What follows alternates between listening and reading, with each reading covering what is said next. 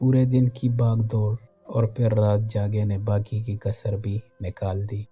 جیب سے خارجی بڑے گیٹ کی چابی نکال کر دھیرے سے تالا کھولا، گاڑی کو پورچ میں پارک کیا اور تھکاوٹ سے چور جسم کو گاڑی سے باہر گھسیٹ کر نکالا۔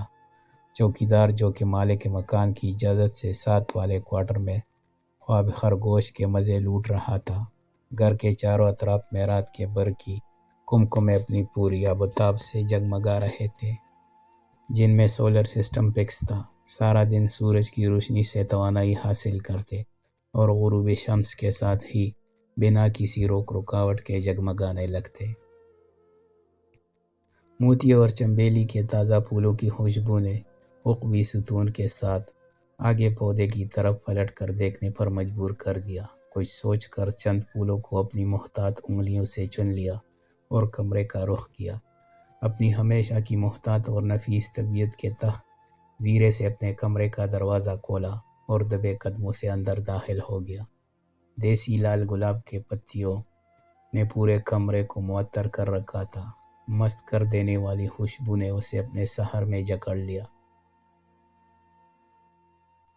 چند لمحے خوشبو کو اپنے اندر اتارا اور نظر کمرے میں جلتے لیمپ پر گئی، جس کی مدھم سی روشنی نے کمرے کے سارے ماحول کو خوابناک بنا رکھا تھا۔ اسی خوابناک ماحول کا حصہ بننے والی شخصیت دنیا و مافیہا سے بے خبر گہری نیند میں بستر پر آڑی ترچھی لیٹی اس کے دل کے تاروں کو چھیڑ گئی۔ محبت سے لبریز دل کو بے قابو ہونے سے روکا اور پہلے غسل خانے میں جانے کا سوچ کر قدم الماری کی طرف موڑ لیے۔ سنگار میز کے قریب جاتے ہی ایک زوردار کراہ کو اپنے منہ میں دبا لیا۔ کوئی تیز دھار چیز پاؤں کے تلوے میں چبھ چکی تھی۔ ہاتھ میں پکڑے تازہ موتی کے چند پھول ادھر ہی فرش پر بکھر گئے۔ یا اللہ، یہ کیا چھپ گیا ہے؟ تھکاوٹ سے اکڑے جسم کو ہلکا سا جھکایا اور کرتے کے بائیں جیب سے موبائل کی ٹارچ کی روشنی میں اپنی زخمی پاؤں کا معائنہ کیا تو تلوے پر نظر پڑتے ہی 14 طبق روشن ہو گئے۔ نئے نویلی دلہنیا کے گرے جھمکے نے گردیر واپسی پر پورے کا پورا بدلہ لے لیا۔ تلوے میں چبھے جھمکے کو کھینچ کر نکالا تو خون کی بوندیں نبیس قالین کو رنگین کرنے کے لیے روانی سے ابل پڑی۔ بروقت جیب سے رومال کھینچا اور ادھر ہی دبا دیا۔ چاروں ناچار تلوے کو رومال میں جکڑا اور موبائل کی روشنی میں باقی چیزوں کا جائزہ لینا شروع کر دیا۔ تمام زیورات بستر سے لے کر سنگار میز کے اطراف میں کمرے کے فرش پر بکھرے پڑے تھے، جو کہ دلہنیا کے شدید غیظ و غضب کا منہ بولتا ثبوت تھے۔ عروسی لہنگے کو کمرے میں پڑے صوفے پر بڑی بے دردی سے پھینکا گیا تھا۔ بھاری بھرکم دوپٹہ صوفے کے بازو پر پڑا آدھے سے زیادہ فرش پر جھول رہا تھا۔ یقیناً محترمہ نے جاہ و جلال میں آ کر تمام زیورات اور عروسی کپڑوں کو بھی اپنی دشمنی کا نشانہ بنا ڈالا ہے۔ دل میں آئی سوچ پر نامحسوس طریقے سے مسکراہٹ نے ڈیرے ڈال لیے۔ تمام بکھری چیزوں کو سمیٹ کر قاتل جھمکوں کو سنگار میز کے کونے میں بغیر کسی آواز پیدا کیے رکھ چھوڑا۔ جھمکے بھی شاید دلہنیا کی ہمراہی میں رہ کر ضدی ہو گئے تھے۔ جیسے ہی رکھ کر پلٹنا چاہا، انہوں نے دوبارہ سے نیچے لڑکنا شروع کر دیا۔ آخر تنگ آ کر سنگار میز سے اٹھا کر صوفے پر پڑے لہنگے کے ساتھ ہی رکھ دیے۔ اس ساری کارروائی کے دوران دلہنیا صاحب کی نیند کا تسلسل رتی برابر نہ ٹوٹا۔ موسیٰ سکندر خان، اس نئے محاذ کے لیے خود کو تیار کر لو، ورنہ 2 تلواریں کب تک ایک ہی میان میں رہیں گی۔ الماری میں سے رات سونے والے کپڑے نکال کر نیم گرم شاور کے نیچے کھڑے ہو کر لمبے دن اور تقریباً پوری رات کی تھکاوٹ کو دور کرنے کی کوشش کی۔ تازہ دم ہو کر کمرے میں قدم رکھتے ہی مسجد سے فجر کی اذان کی آواز گونجی۔ بنا تاخیر کیے نماز کی ادائیگی کے لیے نکل کھڑا ہوا۔ اگرچہ اندھیرے میں گھر واپسی پر چار سو خاموشی کا راج اور معتدل ہوا کے ہلکے پھلکے جھونکے اس کو تازہ دم کرنے کے لیے کافی تھے، لیکن اس کے باوجود خمار آلود آنکھیں گہری نیند کے لیے ترس رہی تھی۔ کمرے میں پہنچ کر سونے کی غرض سے جب بستر کا رخ کیا تو دلہنیا صاحبہ اپنے پورے حق اور جلال کے ساتھ آڑی ترچھی تقریباً पूरे बिस्तर पर बिखरी जुल्फों के साथ चट पड़ी थी। ऊपर से जख्मी पाँव के तलवे से भी दर्द की टैसे गाहे बगाहे उठ रही थी। यार क्या मुसीबत है, किधर सूं? न मैं दाएं तरफ उड़ा सकता हूँ और न बाएं तरफ। जी मैं आया दुल्हनिया को उठाकर एक तरफ कर दे, लेकिन फिर जाहो जलाल का सोच कर इस बात की खुद ही तरदीद कर दी। क्या फ़ायदा है बेड़ों के चत्ते को छेड़ने का, बेहतर है सोफे पर ही चंद घंटों की नींद ले लूं। सोफे का रुख किया तो बारी बरकम लहंगा बमा जुम के उसके मुंह चढ़ा रहे थे। अल्लाह जाने क्या कहकर सोई है मोहतरमा, मजाल है जो ज़रा सी भी करवट बदल ले। जिस करवट छोड़ कर गया था उसी पर सो रही है। अलमारी से लकड़ी का मजबूत हैंगर निकाल कर लहंगे को लटकाया और जुम के बीच साथ बारी बरकम कढ़ाई के साथ अड़स दिए। मोबाइल का गला गोंद कर साइलेंट पर रख छोड़ा। निडाल जिस्म को बस बिस्तर और तकिए की शदीद तलब थी। बमुश्किल बिस्तर से तकिया खींच कर निकाला और सोफे पर डसा गया। सर रखते ही नींद की आगोश में चला गया। 10 मिनट के अंदर उसकी बारी सांसें कमरे में उसकी मौजूदगी का पता दे रही थी। बारी पर्दों ने सूरज की रोशनी को अंदर आने से मुकम्मल तौर पर रोक रखा था। दुल्हनिया साहिबा ने अपनी नींद पूरी होने के बाद अपनी हिरनी जैसी बड़ी बड़ी आंखें खोल कर दाएं बाएं गर्दन घुमा कर देखा, लेकिन मुकम्मल सकूत और फिर कमरे में मौजूद दूसरे शख्स की मौजूदगी के एहसास ने खून को खौला दिया। फौरन झटका कर बिस्तर पर उठकर बैठ गई। जी चाहा कमरे में मौजूद हर चीज को तहस नहस कर दे। ममा सोफे पर गहरी नींद में सोए इस शख्स को भी, जिसकी 2 बालिश के बराबर टांगे सोफे से नीचे की तरफ लड़क रही थी। क्या याद करेगा मूसा सिकंदर खान, किससे पाला पड़ा है। उठते साथ ही दिल में नफरत और गुस्सा अपने उरूज पर था।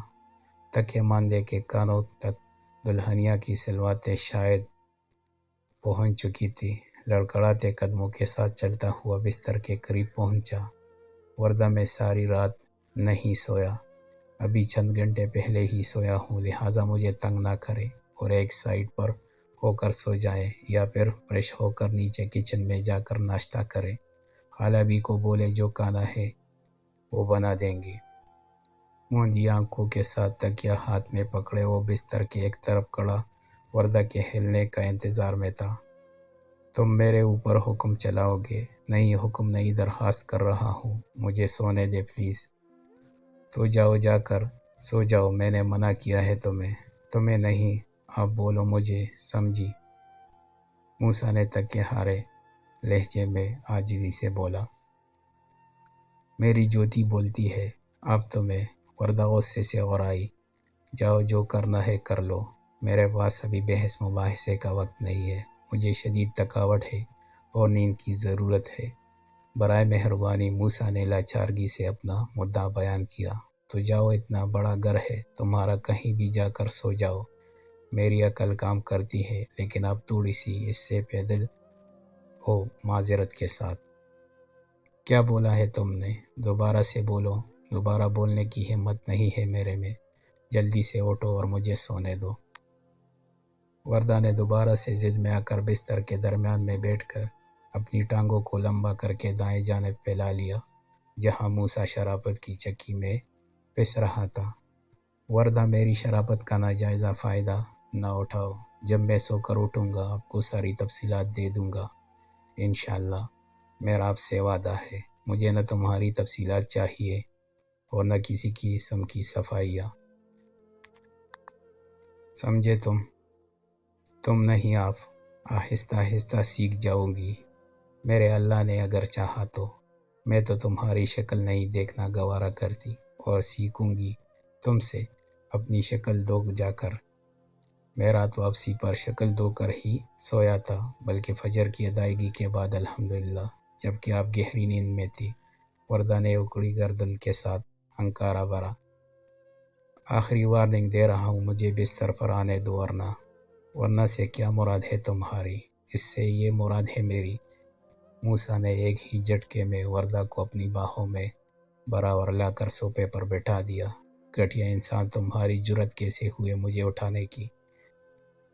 देख लूँगी मैं तुम्हें, समझे तुम, यही तो मैं चाहता हूँ, सिर्फ मुझे ही देखो। आप वर्दा जमाल मिर्ज़ा। मूसा ने तकिया को सीधा किया, बेड साइड लैम्प को बुझाकर कंबल चेहरे तक तान लिया। दिल में शुक्र अदा किया कि कम से कम टांगे सीधी करने की सहूलत तो मिली है, लेकिन साथ ही पाँव में चुभे चमके की चुभन भी महसूस हो रही थी, जबकि वर्दा बेचुताब का कर नए मंसूबों पर गौर व फिक्र कर रही थी। मूसा सिकंदर खान देखने में तुम्हारा जीना दोबर कर दूंगी और तुम खुद अपने हाथों से मुझे मेरे घर छोड़ कर आओगे। बस देखते जाओ मैं करती क्या हूँ तुम्हारे साथ। इतने बड़े घर में मुकम्मल सन्नाटा था। अकेले नीचे जाते हुए भी डर लग रहा था। पता नहीं कौन कौन है घर में और कैसे मिजाज है सबके। देखना, मैं सबके मिजाज दुरुस्त कर दूंगी। मेरा नाम भी वर्दा जमाल मिर्ज़ा है। मजबूर होकर सोफे से टेक लगाकर नीम दराज हो गई, जबकि जिस्म में खून अभी भी खौल रहा था। बस नहीं चल रहा था कि इस मूसा सिकंदर खान को बिस्तर से नीचे पटक दे। मेरे ख्वाबों और मेरे तमाम अरमानों का कातिल क्या कुछ नहीं सोचा था। कितना कुछ करना चाहती थी मैं अपनी ज़िंदगी में, लेकिन इस शख्स ने मेरे सब इरादों पर पानी फेर दिया है। जहर लगता है मुझे। तंग ज़हन और तंग नज़र शख्स। फिक्र ना करो, मैंने भी जीना दोबर कर देना है तुम्हारा। देखती हूँ कितना साबिर है। बड़ी बड़ी रोशन भूरी आंखों से मोती टूट टूट कर गिरना शुरू हो गए। दिल की बड़ास निकाल कर अलमारी में लटका सादा सा बॉटम और टी शर्ट निकाल कर गुस्ल के लिए घुस गई। कितनी देर तो रोने में गुजारी और फिर नीम गर्म पानी से खुद को ताज़ा दम किया। घने रेशमी तराशीदा बालों में तौलिया लपेट कर कमरे में कदम रखते ही पूरी कुव्वत के साथ बारी पर्दों को खिड़कियों के सामने से हटाया तो एकदम सूरज की किरणों से सारे कमरे को मुकम्मल तौर पर रोशन कर दिया। बिस्तर पर पड़े मूसा को रत्ती बराबर फर्क न पड़ा। वो वैसे ही मुंह सर लपेटे सो रहा था। वर्दा की पूरी कोशिश थी कि इसको जज करे, लेकिन सोने वाला भी शायद डीटों का सरदार निकला। सिंगार मेज पर पड़ी तमाम चीज़ों को उलट पलट कर किया, फिर एकदम जोश से चुटकी बजाकर हेयर ड्रायर का प्लग लगाकर बालों को खुश्क करना शुरू कर दिया। चूंकि वर्दा का सारा ध्यान बिस्तर पर पड़े मूसा पर था कि बस अभी गुस्सा करेगा, मेरी नींद खराब कर रही हो या फिर दूसरे कमरे में चली जाओ वगैरह वगैरह, लेकिन सब कुछ दरा का दरा रह गया। मूसा टस से मस न हुआ। एक नंबर का डीड है, फिक्र ना करो, ज़रा जाग जाओ, फिर देखना मैं क्या हशर करती हूँ तुम्हारा। वर्दा ने अपने चेहरे पर हाथ फेरा। नीचे आकर किचन के बजाय बाहर बागीचे का रुख किया, जहाँ मौसम बहार की आमद पर ताज़ा फूलों की महक हर सू फैली हुई थी। फूलों के ऊपर बिन बिनाती शहद की मक्खियाँ एक फूल से दूसरे की तरफ जाती। कितना दिलकश नज़ारा है। वर्दा जैसे कोसी गई। कितना पुरसुकून है ये माहौल। कोई गाड़ियों का शोरगुल नहीं है। घर के दूसरे तरफ दरख्तों से परिंदों की चहचहाहट भी अपनी तरफ खींच रही थी। उस शख्स के घर का सबसे बेहतरीन हिस्सा यही है। अब तो मैं रोज़ यहाँ आऊँगी, पर मैं तो यहाँ रहूँगी तो आऊँगी ना। चलो जब तक इधर हूँ रोज़ आया करूँगी। वर्दा का दिल व दिमाग मूसा के घर के बागीचे में ही अटक गया। अनवा अक़साम के फूलों से होकर घर के दूसरे तरफ लगे फलदार पौधों का रुख किया, जहाँ पर लीमू और संतरे के पौधों पर भी बहार अपनी रहनाइयाँ लाई थी। उनके ऊपर खूबसूरत सफ़ेद छोटे छोटे फूल उनकी दिलकशी को बढ़ा रहे थे।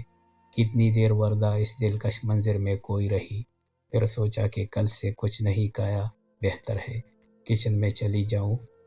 मुड़ते साथ ही